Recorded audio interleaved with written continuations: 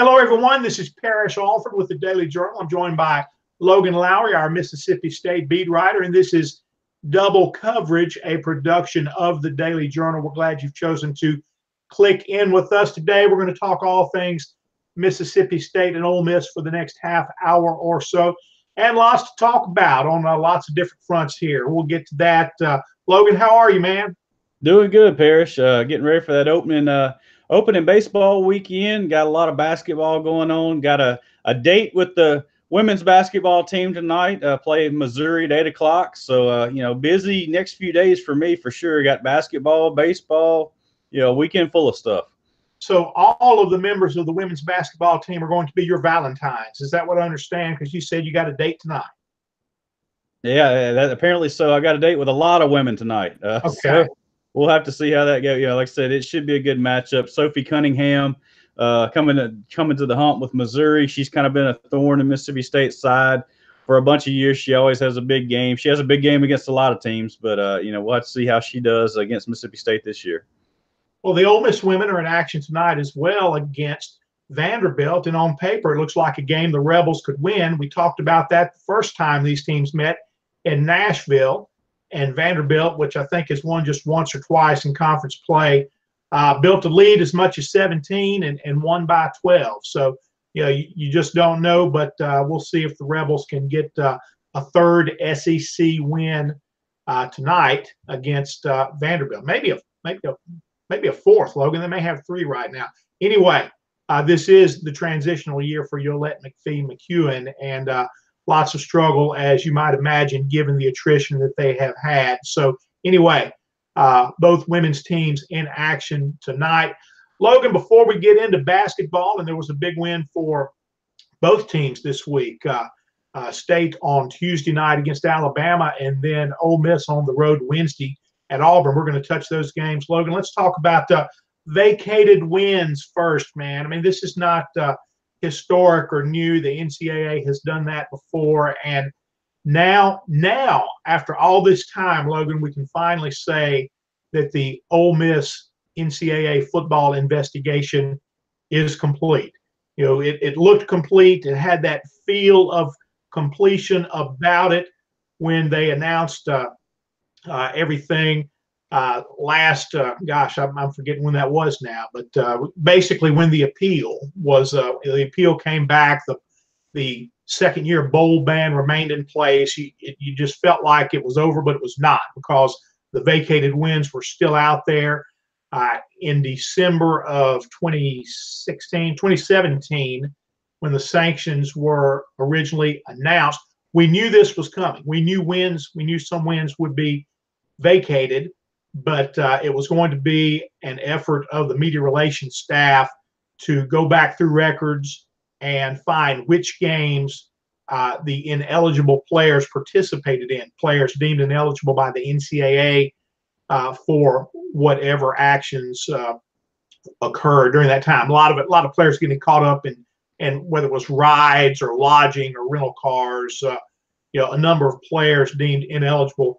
Many of them going back to the Houston Nutt era from that ACT test scam that was going on there around Waynesboro. But basically, the Rebels have had to vacate. That's an important distinction here. They've had to vacate 33 wins, okay, from the 10 and 11 seasons, which were a total of 6 wins, but also from 2012, 7 wins, and 2013, 7 wins. Not 8 wins, because the 8th win was the Music City Bowl, and Laramie Tunsil did not participate in that game. The Rebels do not vacate wins from 2015 because Laramie Tunsil sat out the first 7 games. When he played in the last 5, he had been cleared by the NCAA to do so. So the big question in all of this is what happens to the Sugar Bowl trophy. And the Sugar Bowl trophy remains, as Ross Bjork says, will remain in the Manning Center there.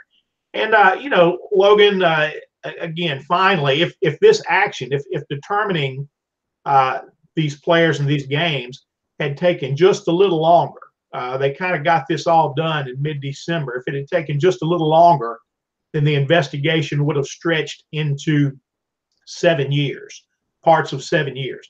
But anyway, it is now finally complete. And Logan, I wrote about this in the Journal today, and this is not new. The NCAA at one time required teams to forfeit games. You know, Alabama had to forfeit some games.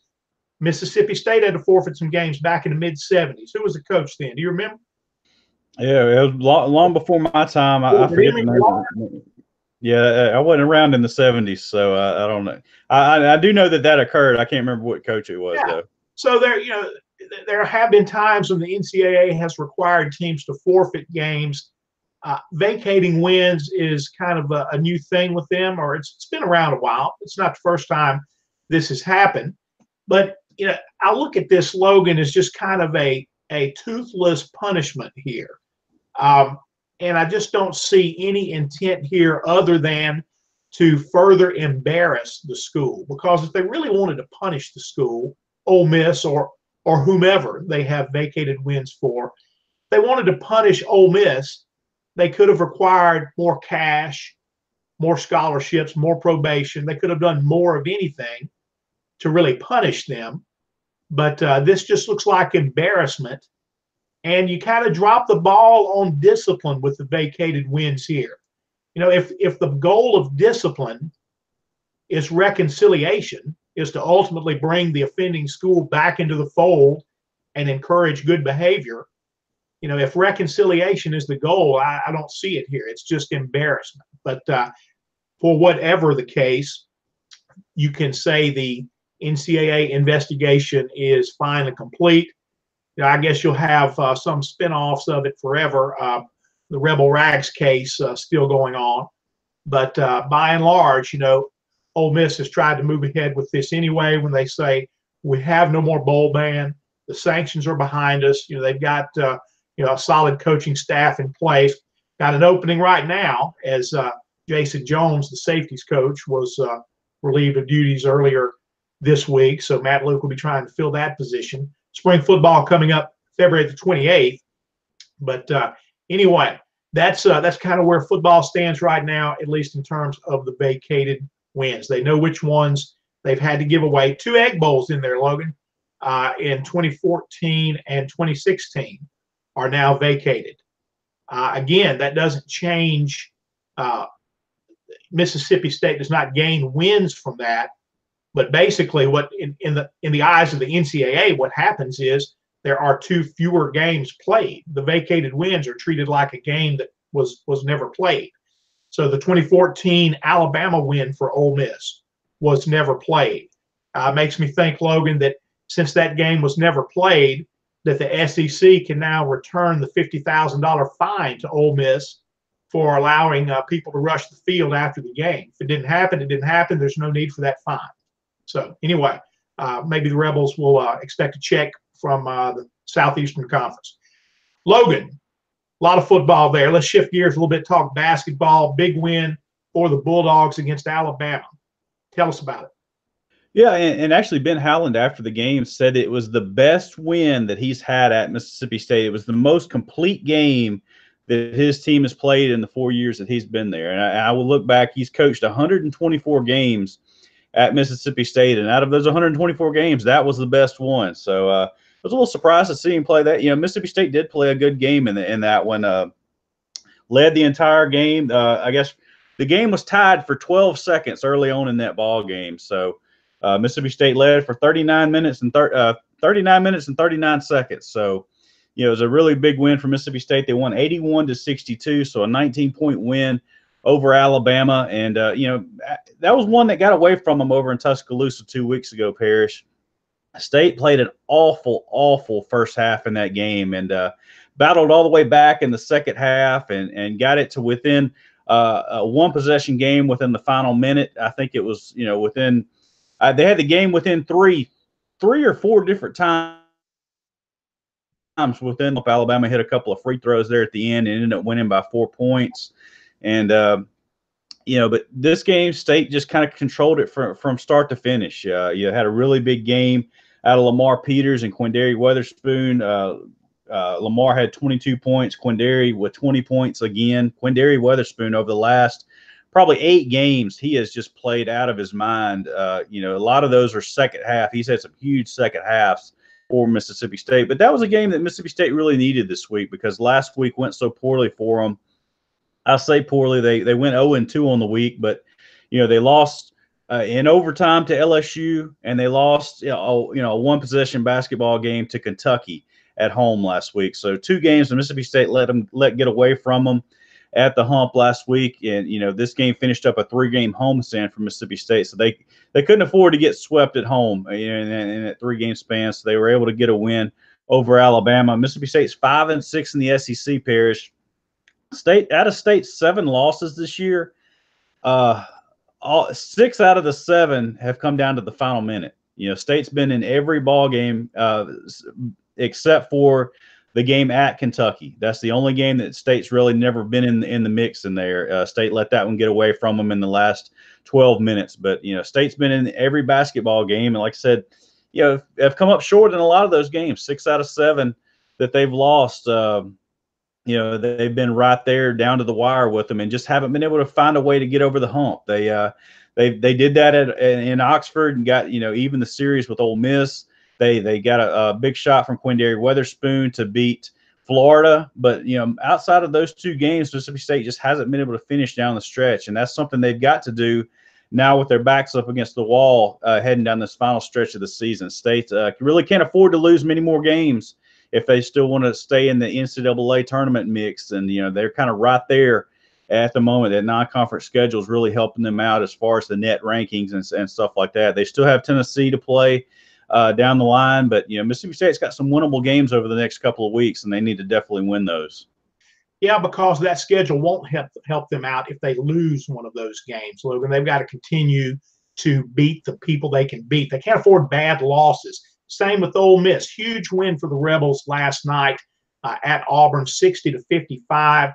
They defeated Auburn 82-67 earlier this year, and now they are the product of Auburn's 2 lowest scoring games this season. But it was defense last night. That was the news for Ole Miss, the worst 3-point defensive team in the conference. Ole Miss holding the number 1 3-point shooting team, Auburn, to 420 from behind the arc. Bryce Brown averaging more than 3 3-pointers a game, was 1 for 7.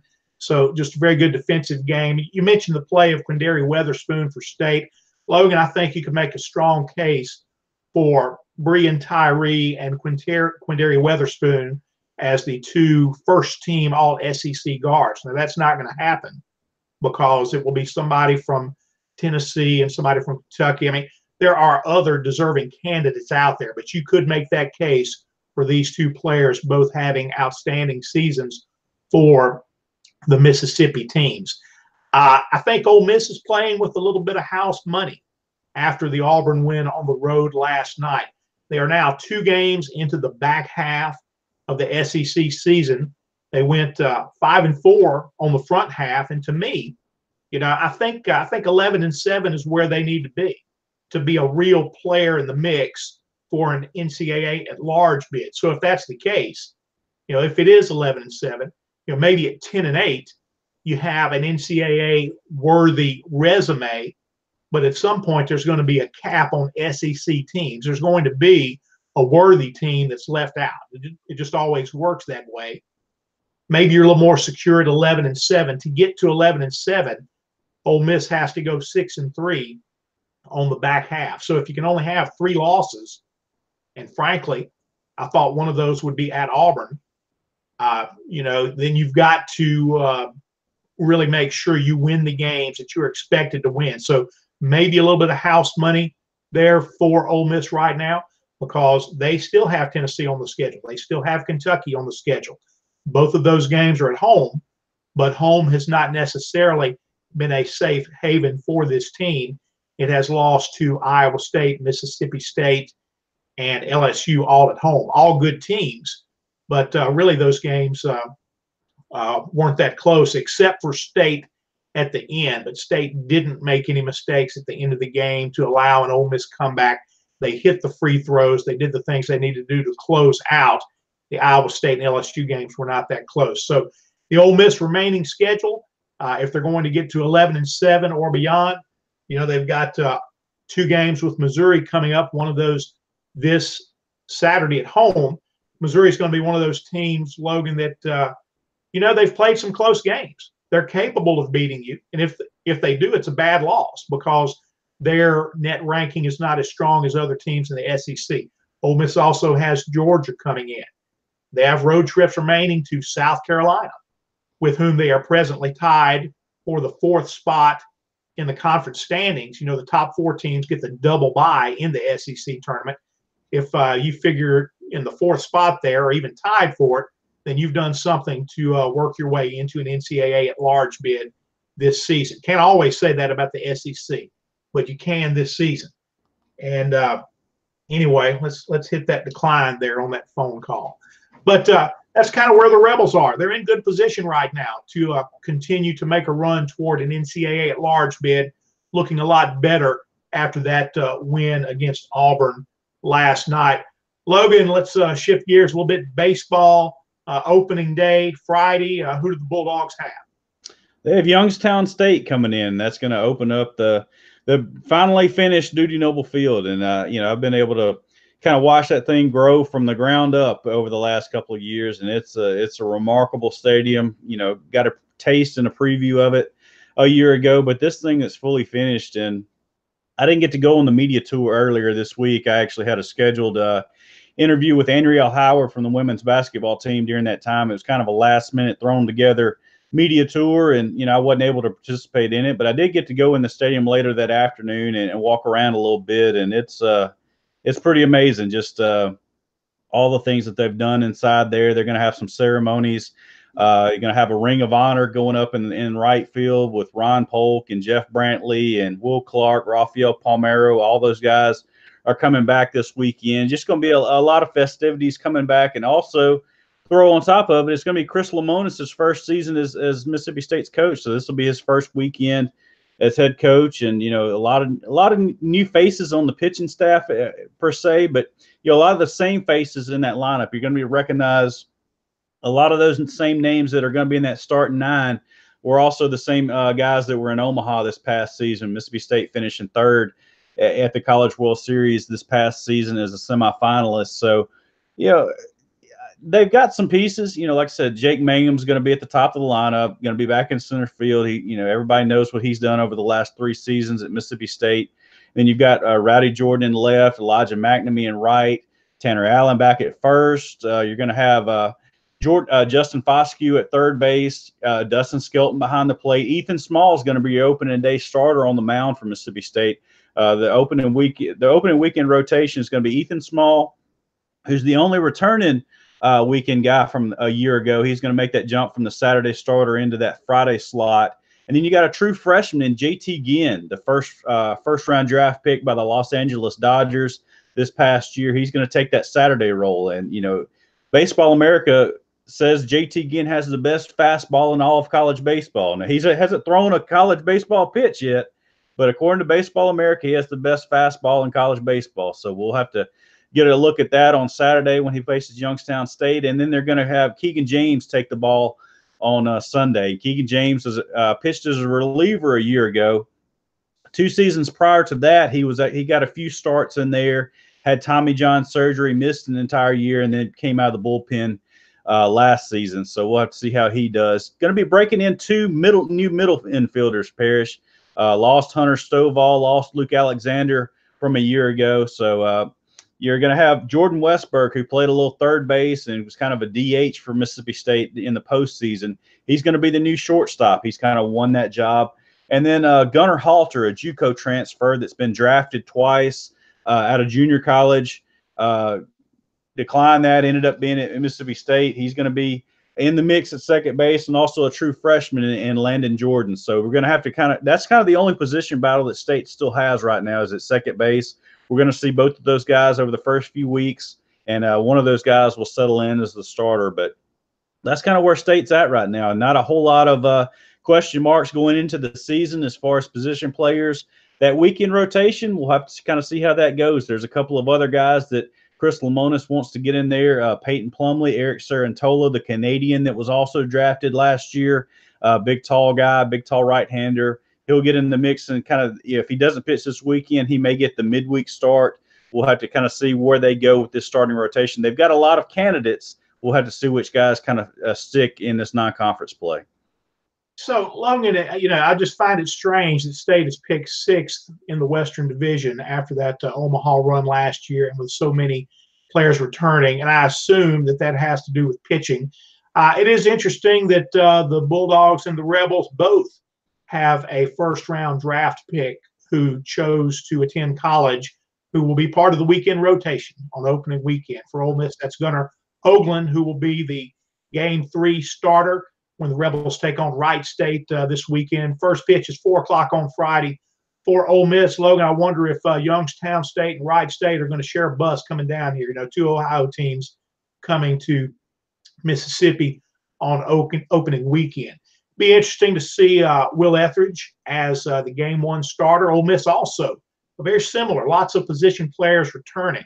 They returned 7 starters at the regular defensive spots. The pitching staff's going to be different. They've got some guys with some experience, but they won't be in that weekend rotation. So anyway, Etheridge will get the first start.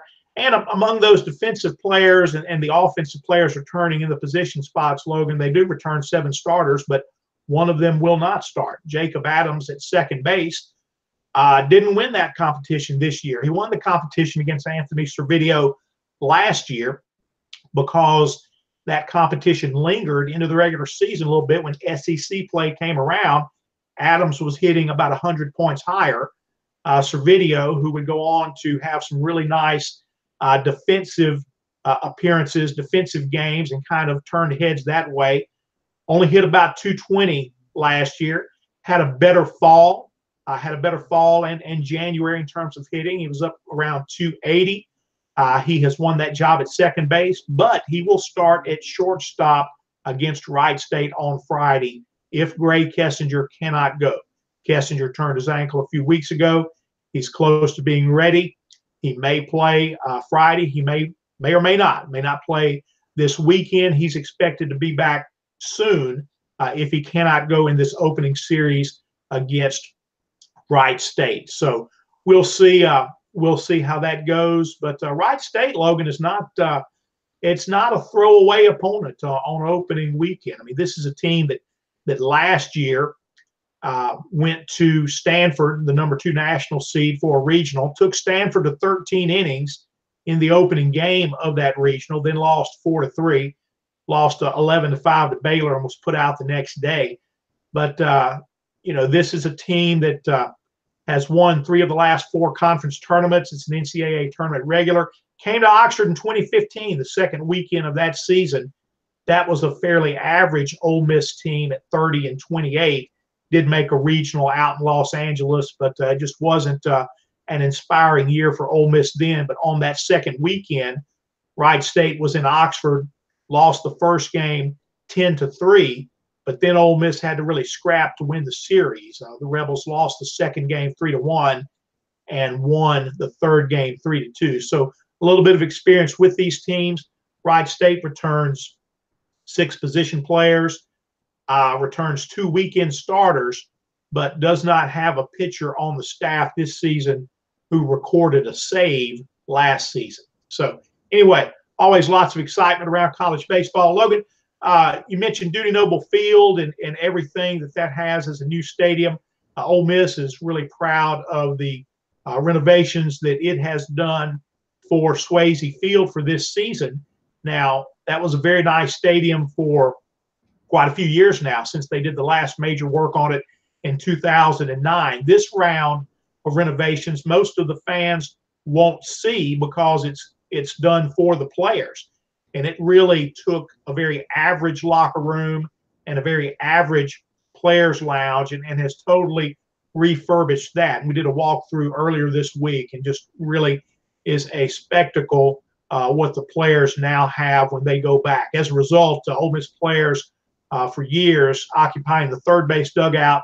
Now the first base dugout is the home dugout, and turns into a pretty nice visiting locker room when those teams come and occupy the third base dugout now. So I've been telling people, Logan, as nice as Dudy Noble Field is, and something for all the players, coaches, and fans to take pride in, and then Ole Miss with its facility.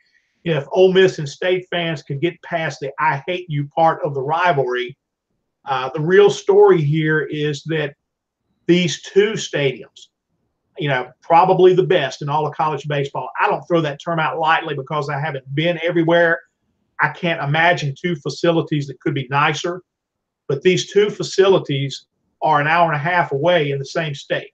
You know, and that's something that we all can take pride in. That's it for this edition of Double Coverage, a production of the Daily Journal.